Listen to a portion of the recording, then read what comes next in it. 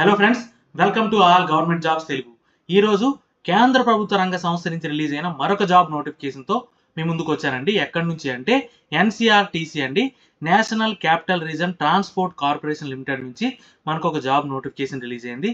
యాక్చువల్గా ఏంటి ఎన్సీఆర్టీసీ అంటే నమో భారత్ ప్రాజెక్ట్ వినే ఉంటారు కదా, ఈ ప్రాజెక్ట్ని ఇంప్లిమెంట్ చేసే సంస్థ అనమాట.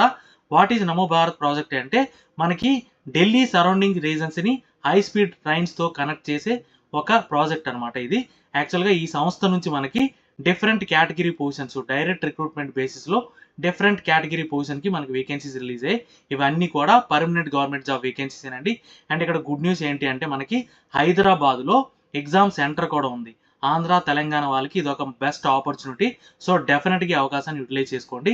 అండ్ ఫర్దర్గా డీటెయిల్స్లోకి వెళ్ళే ముందు వీడియో చూసే ప్రతి ఒక్కరూ ఒక లైక్ కొట్టి నాకు కొంచెం సపోర్ట్ చేయండి. ఎందుకంటే ఇలాంటి మరిన్ని జాబ్ అప్డేట్స్ మీ ముందుకు తీసుకురావడానికి మీరు కొట్టే ఒక లైక్ నాకు కొంచెం ఎంకరేజ్మెంట్లా ఉంటుంది. సో మర్చిపోకుండా ప్రతి ఒక్కరు లైక్ కొట్టిన తర్వాత వీడియోని కంటిన్యూ చేయండి. అండ్ అలాగే మనకి ఎవరైతే ఛానల్ని ఫస్ట్ టైం విజిట్ చేస్తున్నారో వాళ్ళు వెంటనే ఛానల్ని సబ్స్క్రైబ్ చేసుకొని బెల్ ఐకాన్ ప్రెస్ చేసి ఆల్ నోటిఫికేషన్స్ ఆన్లో పెట్టుకోండి. ఎందుకంటే మన ఛానల్ నుంచి రెగ్యులర్గా జాబ్ అప్డేట్స్ వస్తాయి. అన్నీ కూడా పర్మనెంట్ గవర్నమెంట్ జాబ్ అప్డేట్సే. అండ్ అలానే మనకి వాట్సాప్ అండ్ టెలిగ్రామ్ ఛానల్ కూడా ఉన్నాయండి. లింక్ డిస్క్రిప్షన్లో పెట్టాను. ఎవరైతే వాట్సాప్ వాడుతున్నారో వాళ్ళు వాట్సాప్ ఛానల్లో, అలానే ఎవరైతే టెలిగ్రామ్ యూస్ చేస్తున్నారో వాళ్ళు టెలిగ్రామ్ ఛానల్లో జాయిన్ అవ్వండి. అక్కడి నుంచి కూడా మీకు రెగ్యులర్గా జాబ్ అప్డేట్స్ అన్ని కూడా వస్తాయి. ఇంకా మనం లేట్ చేయకుండా డీటెయిల్స్లోకి వెళ్తే ఇదిగోండి, ఇది అఫీషియల్ వెబ్సైట్ లింక్ నేను డిస్క్రిప్షన్లో పెట్టాను. దానిపైన క్లిక్ చేసి మీరు డైరెక్ట్ ఈ పేజ్లోకి వచ్చేస్తారు. అండ్ ఇక్కడికి వచ్చిన తర్వాత ఇక్కడ మీకు ఆప్షన్స్లో కెరియర్ అని ఉంది కదా, దానిపై క్లిక్ చేస్తే ఇదిగోండి జాబ్ అండ్ రిజల్ట్స్ అని ఓపెన్ అవుతుంది అనమాట. అండ్ ఇక్కడ చూసుకుంటే ఫస్ట్ నోటిఫికేషన్ అండి, recruitment of operations and maintenance staff on direct recruitment basis. Already చెప్పాను కదా, ఇవన్నీ కూడా డైరెక్ట్ రిక్రూట్మెంట్ బేసిస్లో రిలీజ్ అయిన పర్మనెంట్ గవర్నమెంట్ జాబ్ వేకెన్సీస్ అనమాట. ఇక్కడ చూసారా, క్లిక్ టు రీడ్ ఓ&మ్ వేకెన్సీ అని ఉంది. దానిపైన క్లిక్ చేస్తే మీకు నోటిఫికేషన్ డౌన్లోడ్ అవుతుంది.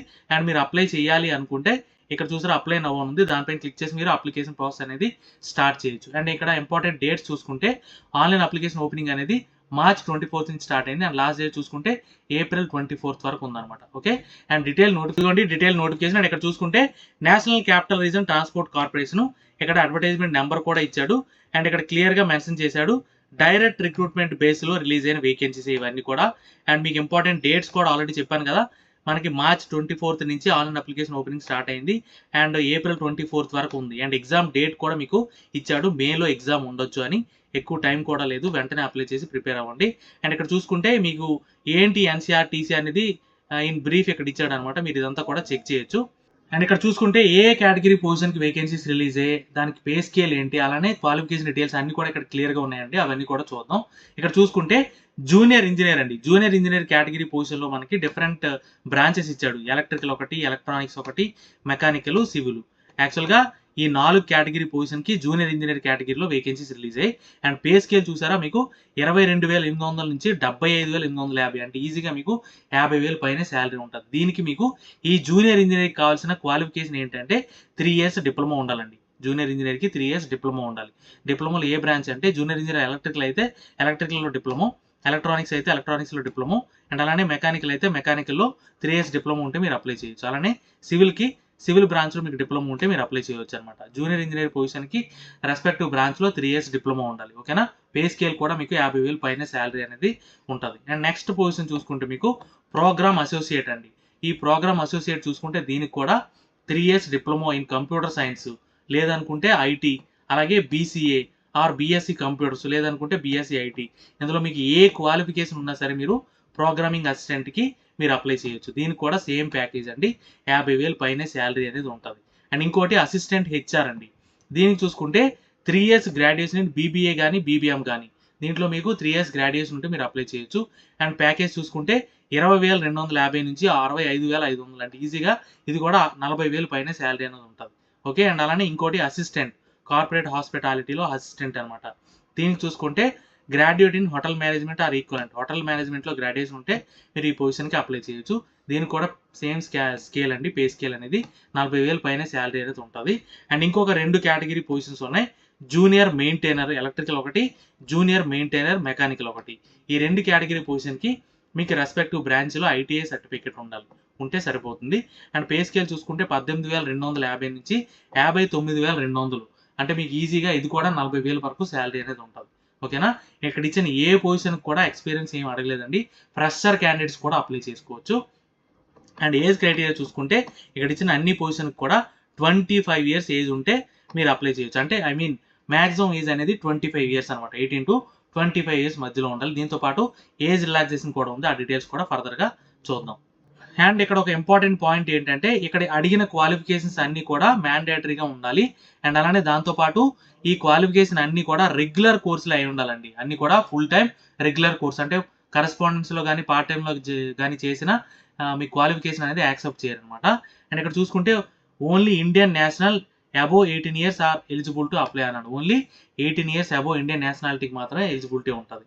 అండ్ ఫర్దర్గా చూసుకుంటే అండ్ ఇక్కడ క్రూషియల్ డేట్ ఇచ్చాడంటే ఏది అంటే అప్లికేషన్ ఓపెనింగ్ డేటే క్రూషియల్ డేట్ అండి. యాక్చువల్గా మనకి అన్ని నోటిఫికేషన్కి క్లోజింగ్ డేట్ క్రూషియల్ డేట్ ఇస్తాడు, బట్ ఇక్కడ మాత్రం ఓపెనింగ్ డేట్ ఇచ్చాడు.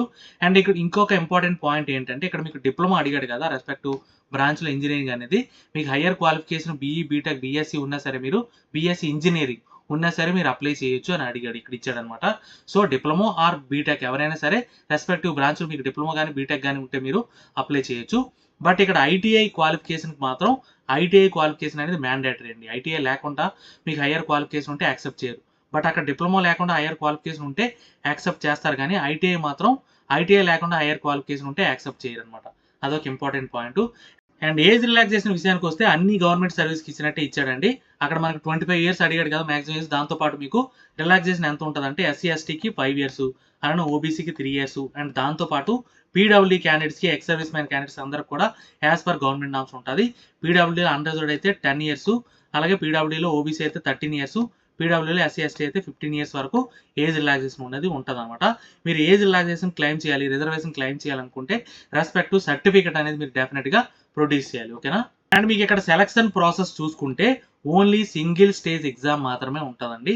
ఎగ్జామ్ అయినట్టే మెడికల్ ఉంటుంది. మెడికల్ జరిగినట్టు మీకు అపాయింట్మెంట్ అనేది ఇష్యూ చేస్తారు. ఇదిగోండి చూసారా, మీకు ఇక్కడ the selection methodology will comprise computer based test followed by medical examination.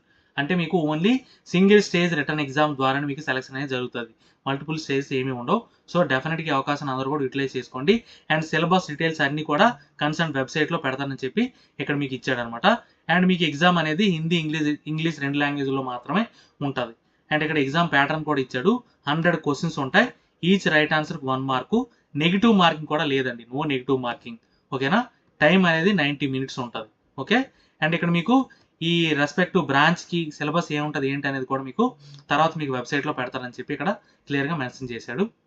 And test centres విషయానికి వస్తే ఆల్రెడీ చెప్పాను కదండి, హైదరాబాద్లో మనకి ఎగ్జామ్ సెంటర్ అనేది ఉంది. మనం దూరంగా ఎక్కడికో వెళ్ళి రాయాల్సిన అవసరం అయితే లేదు. సో డెఫినెట్గా అందరూ కూడా ఆంధ్ర తెలంగాణ వాళ్ళ అవకాశాన్ని యూటిలైజ్ చేసుకోండి. ఎలిజిబిలిటీ ఉన్న ప్రతి ఒక్కరు కూడా ఈ అవకాశాన్ని యూటిలైజ్ చేసుకోండి. మంచి ప్యాకేజ్ ఉంది, దాంతోపాటు మంచి బెనిఫిట్స్ కూడా ఉంటాయి. సో డెఫినెట్గా ఈ అవకాశాన్ని యూటిలైజ్ చేసుకోండి. అండ్ అలానే మెడికల్ ఎగ్జామినేషన్ కూడా ఇచ్చాడు. ఎలా ఉంటుంది ఏంటి అనేది మీకు ఎగ్జామ్ అయిపోయిన తర్వాత ఎవరైతే క్వాలిఫై అవుతారో వాళ్ళకి మెడికల్ ఎగ్జామినేషన్ ఉంటుంది. అది కన్సర్న్ వెబ్సైట్లో కూడా డీటెయిల్స్ అన్ని ఉంటాయి, మీరు అక్కడ చెక్ చేయొచ్చు. అండ్ ప్రొబేషన్ పీరియడ్ చూసుకుంటే మీకు సెలెక్ట్ అయిన వాళ్ళకి 2 years ప్రొబేషన్ ఉంటుందండి, తర్వాత కన్ఫర్మ్ చేస్తారనమాట. అండ్ ఇక్కడ మీకు ష్యూరిటీ బాండ్ కూడా రాయాలండి. బాండ్ వాల్యూ 1,50,000 అనమాట. అండ్ మీకు అంటే సెలెక్ట్ అయిన తర్వాత మీరు 1.5 years మినిమం సర్వీస్ అనేది చేస్తాను అని చెప్పి బాండ్ అనేది రాయాలన్నమాట, ఓకేనా.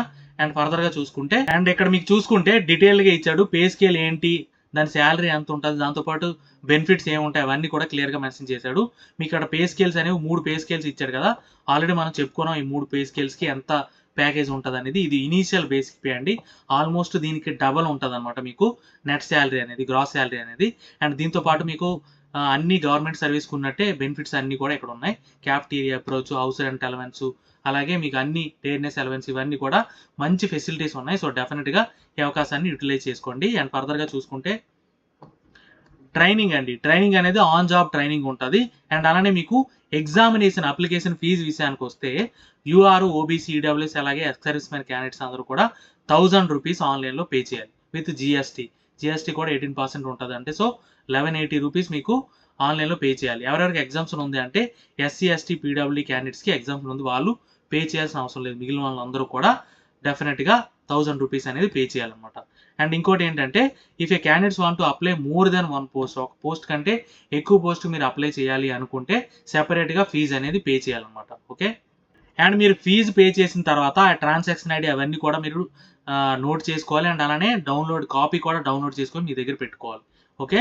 అండ్ ఎలా అప్లై చేయాలంటే ఆల్రెడీ మనం ఆ వెబ్సైట్ నుంచి ఎక్కడికి వచ్చాం. వెబ్సైట్లో మీకు ఎక్కడి నుంచి అప్లై చేయాలో కూడా చూపించాను. ఒకవేళ మీకు రిక్వైర్మెంట్ ఉంటే నాకు కమెంట్ చేయండి. డెఫినెట్గా సెపరేట్ వీడియో చేసి అప్లోడ్ చేస్తాను.